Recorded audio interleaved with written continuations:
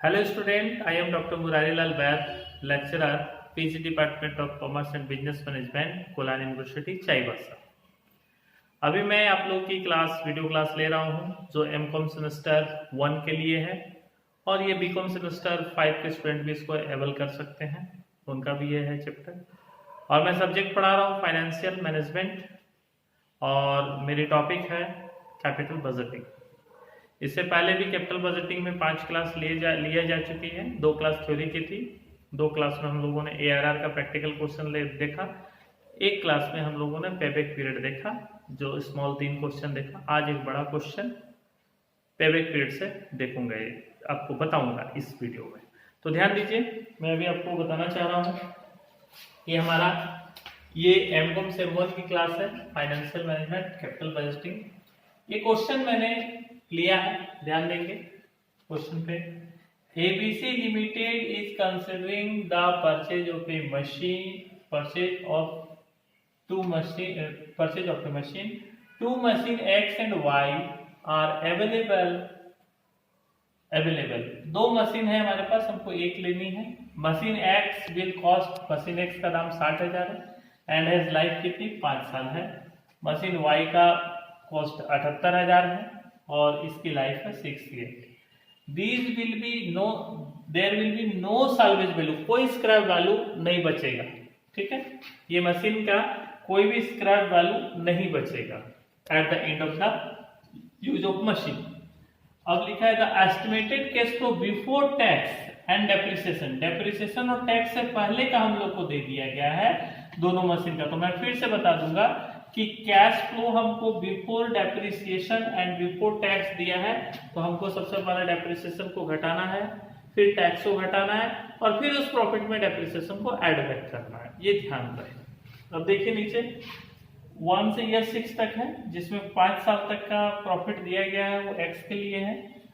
ठीक है, जो cash flow before tax and depreciation है, और 6 ईयर तक के लिए 1 2 3 4 5 6 Y के लिए। अब ये दोनों प्रोजेक्ट में हमको बतानी है कि दोनों प्रोजेक्ट में हमारा पेबैक पीरियड कितना आएगा, फिर कौन सा हम प्रिफेयर करेंगे। तो इसी क्वेश्चन को अभी हम लोग को सॉल्व करना है। ध्यान देंगे, क्वेश्चन को विस्तृत रूप से पढ़ लेंगे कि हमको एक मशीन चाहिए, मार्केट में 2 मशीन अवेलेबल है। एक मशीन X है जो 60,000 दाम है, जो 5 साल चलेगी। मशीन Y है जिसकी 78,000 कॉस्ट है, वो 6 ईयर चलेगी। दोनों का कैश फ्लो अलग अलग 5 ईयर 6 ईयर तक दिया गया है। अब इसके सहारे हम लोग को बनाना है, तो आइए हम लोग इसका आंसर को बनाने की कोशिश करते हैं। ध्यान देंगे, calculation of cash flow after tax but before depreciation, ये मैं बार बार बता चुका हूं। इसमें कॉन्सेप्ट में डेप्रिसिएशन को फिर से एड बैक करना पड़ता है।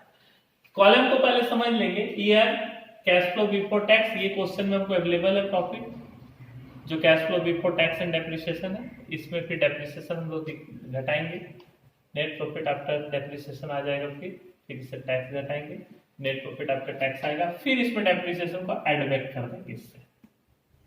ठीक है, ऐड डेप्रिसिएशन को लिखेंगे और ऐड बैक करके कैश फ्लो आफ्टर टैक्स निकालेंगे, फिर ये क्युमुलेटिव फिगर में लाएंगे। तो अभी सबसे पहले हमको डेप्रिसिएशन जानना जरूरी है, तो डेप्रिसिएशन के लिए ध्यान देंगे।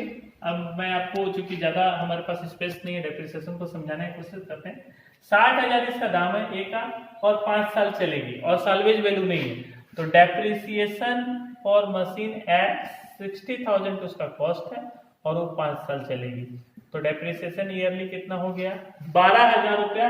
इसका हम लोग को डेप्रिसिएशन जो है वो ईयरली होगा, क्योंकि 60,000 कॉस्ट है और 5 इयर्स का इसका वैल्यू।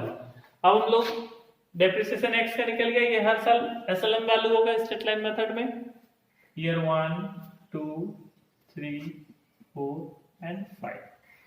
तो यहां से लिखते हैं हम लोग 32,000, 32,000, 20,000, 18,000, 25 20 18 16,000, देन 12,000, 12,000, 5 इयर्स। डेप्रिसिएशन हर समय 12,000 होगी। इस पूरे कॉलम को हम 5 साल के लिए भर सकते हैं, क्योंकि डेप्रिसिएशन SLM होगी और हर साल ये इक्वल होगा 12,000, 12,000 एंड 12,000। नाउ 32,000 पे नेट प्रॉफिट आफ्टर डेप्रिसिएशन निकालेंगे, 12,000 जाने से ये कितना हुआ 20,000, 20 से 12 चला गया तो ये कितना हुआ 8,000, ठीक है। फिर ये 18 से 12 चला गया तो ये बचा 6,000, 16 से 12 चला गया तो कितना बचा 4,000 रुपये 4,000, एंड 12 से 12 चला गया तो यहाँ कुछ नहीं, ध्यान देंगे।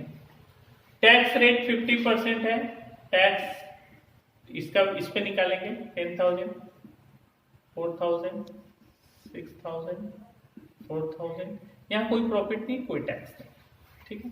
अब नेट प्रॉफिट आफ्टर टैक्स में फिर यही आ जाएगा क्योंकि 50% है हमारा, 10,000, 4,000, 6,000, 4,000, ठीक है।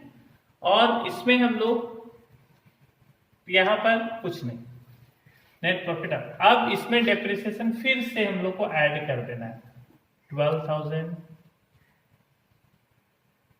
12,000, 12,000, 12,000 एंड ऑल्सो 12,000 है डेप्रिसिएशन। अब ये दोनों को फिर से जोड़ना है, तो टैक्स तो हट गया लेकिन डेप्रिसिएशन फिर से आके इसलिए जुड़ जा रहा है क्योंकि डेप्रिसिएशन कैश का खर्चा नहीं है, डेप्रिसिएशन के लिए कैश का कोई आउटफ्लो नहीं होता है, इसलिए अकाउंटिंग और इनकम टैक्स मेथड के अनुसार से डेप्रिसिएशन पहले घटाते हैं, फिर टैक्स को निकालते हैं और फिर से यहाँ कैश फ्लो निकालने के लिए डेप्रिसिएशन को एड बैक कर दिया। तो ये 10,000 और 12,000, टोटल हमारा कितना हो गया फिर से 22,000, ठीक है। ये 12 और 4 16, 16,000, 6 + 12 18,000, 4 + 12 16,000 एंड 12,000 ओनली।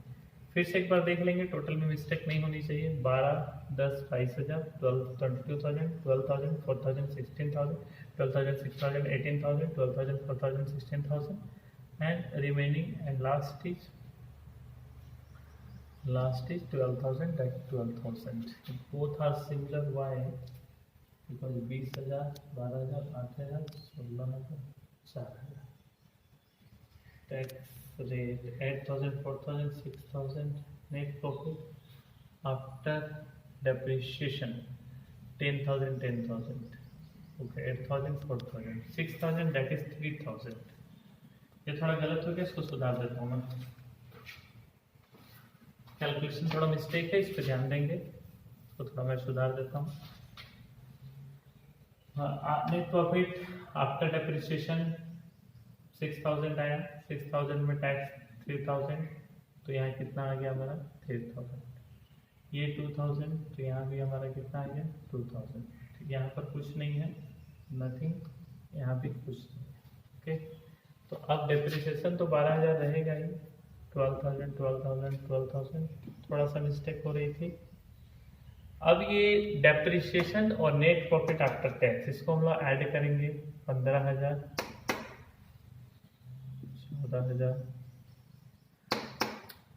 12,000। अब ये हमारा फिर से एक बार देख लेंगे, 32,000 में 12,000 डेप्रिसिएशन, 20,000 बचा net profit after depreciation, tax 50% 10,000, तो हमारा 10,000 बचा, उसमें फिर से डेप्रिसिएशन जोड़ दिया तो 22,000, 20,000 डेप्रिसिएशन 12,000, 8,000 बचा, 4,000 टैक्स या 4,000 हमारे पास रहा, 12,000 ऐड कर दिए 16,000, 18,000 हम लोग के पास था, 12,000 डेप्रिसिएशन गया, 6,000 बचा, 50% 3,000, 3,000 बचा, 12,000 जोड़ दिया 15,000, फिर से 16,000, 12,000 गया, 4,000 हमारे पास बचा, 2,000 टैक्स लगा, 2,000 बचा, 12,000 ऐड कर दिए 14,000, यहाँ 12,000 था, 12,000 बचा, कुछ नहीं बचा, नेट प्रॉफिट नहीं लगा, लेकिन 12,000 फिर ऐड हो गया।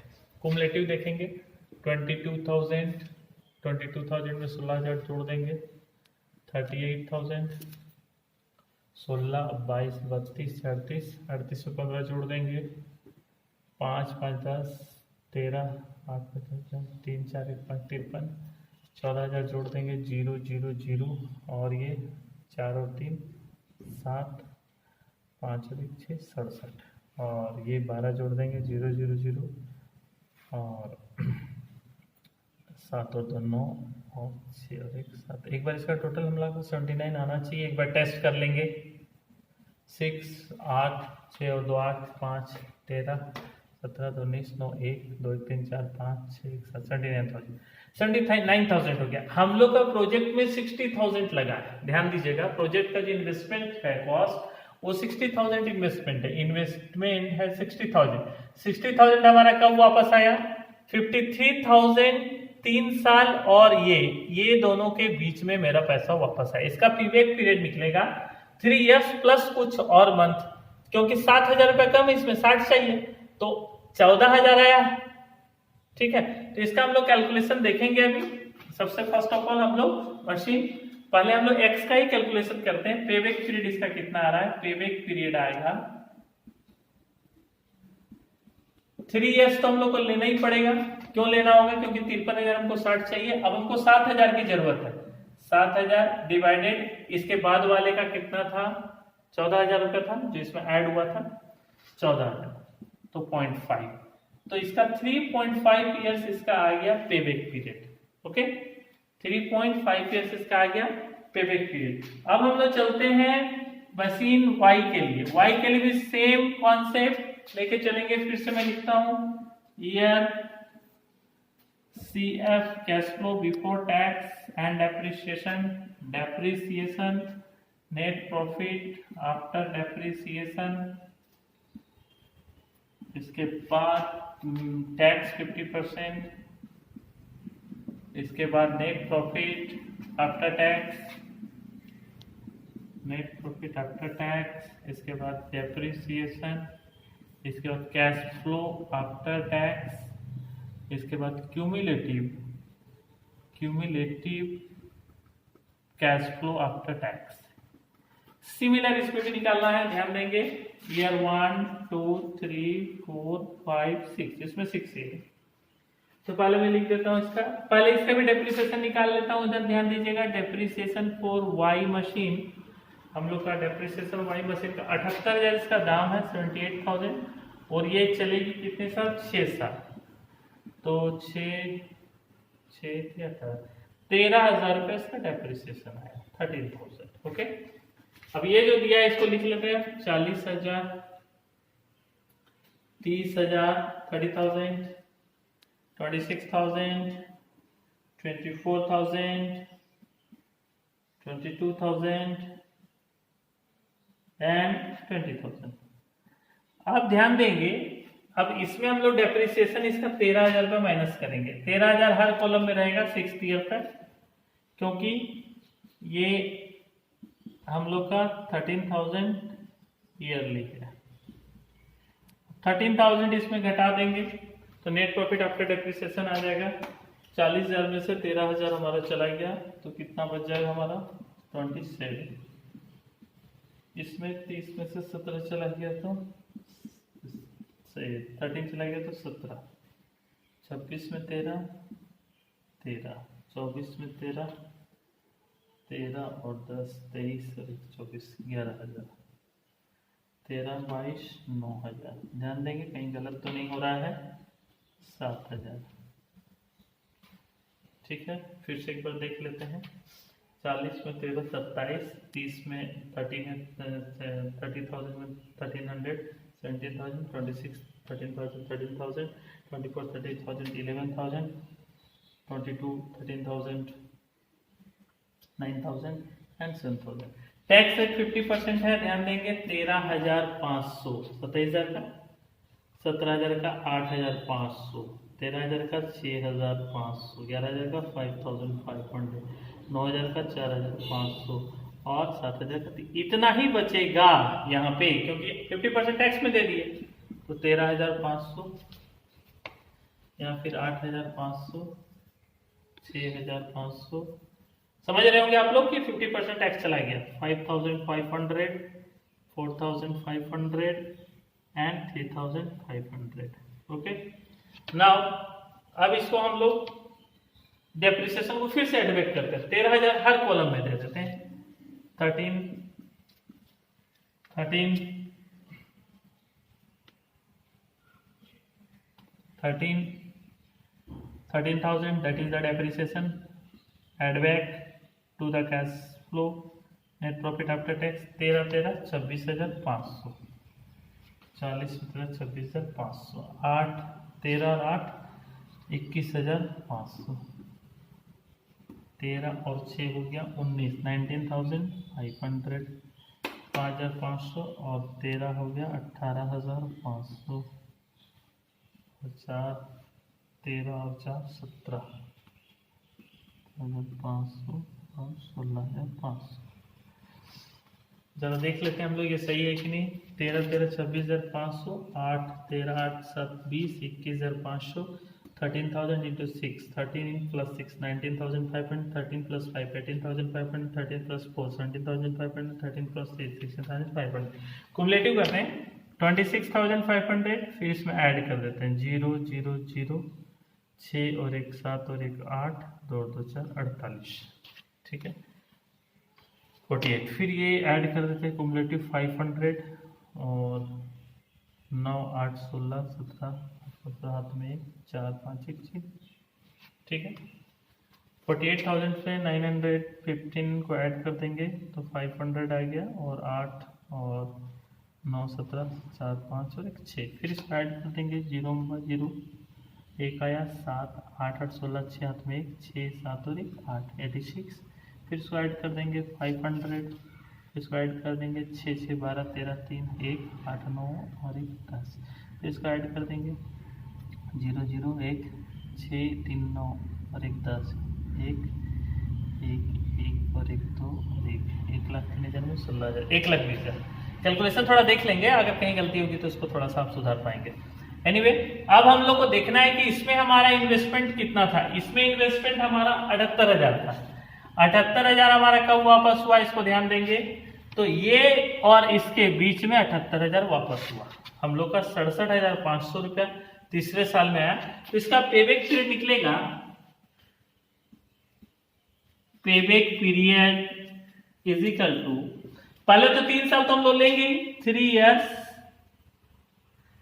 प्लस 3 इयर्स में अब हम लोग को 67,500 या 78 चाहिए, तो और हम लोग को 78,000 माइनस यहां पर हमारा आ गया 67,500। उसका कैलकुलेशन सही है 26,500 0 1 6 7 1 8 और 44 और 19 19 67, ठीक है 67,500। तो 500 0 10,500 रुपया हम लोग को और चाहिए। 3 साल बीतने के बाद और 10,500 चाहिए, तब हम लोग 78 में पहुंचेंगे। तो 10,500 और उसके बाद वाला साल का प्रॉफिट कितना है जरा देख लेंगे 18,500।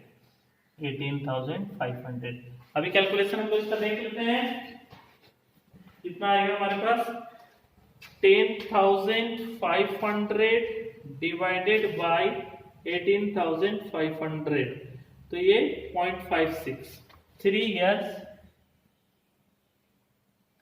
and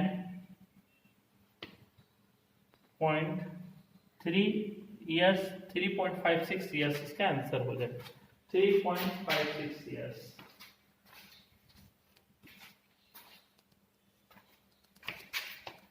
थ्री 3.56 और 57 ईयर।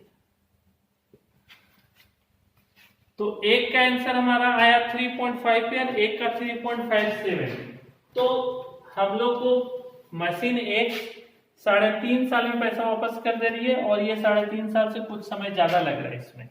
तो इस कंडीशन में हम लोग को मशीन एक्स में इन्वेस्टमेंट के बारे में सोचना चाहिए, मशीन वाई में नहीं सोचना चाहिए, क्योंकि इसका पेबैक पीरियड इस मेथड में इसका पेबैक पीरियड थोड़ा अर्ली है 3.5 और ये 3.57 है। जरा सा का अंतर है लेकिन डिफरेंस है। तो इस क्लास में आपने देखा कि हम लोगों ने कैश फ्लो को निकालने के लिए after tax but before depreciation के लिए चार्ट बनाया। वो दोनों प्रोजेक्ट का अलग अलग निकाल के हम लोगों ने देखा। 3 साल दोनों का कॉमन था कि 3 साल में इनका पैसा यहाँ वापस आ रहा, प्लस इसमें और कुछ जरूरत है, कितना जरूरत है इसको हम लोगों ने निकाला, उसको सॉल्व किया।